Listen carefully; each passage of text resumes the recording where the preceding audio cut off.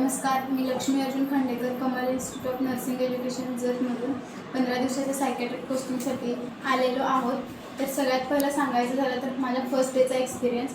First डेला जेव्हा मी इथं आले होते तेव्हा एक पेशंट ॲडमिट झाला होता. खूप अग्रेसिव्ह होता, कंट्रोल करता येत नव्हतं.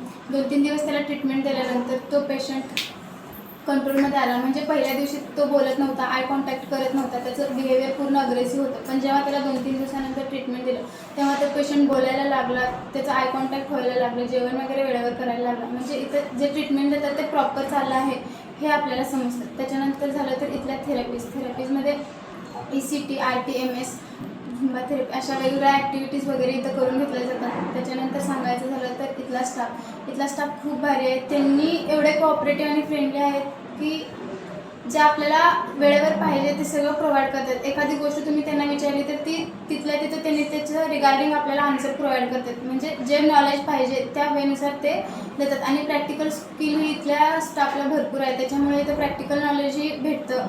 आणि त्याच्यानंतर इथलं एन्व्हायरमेंट ही खूप चांगलं आहे. हॉस्पिटलच्या इंटरनल पण आणि आउटसाईड पण घरासारखं फील येतं.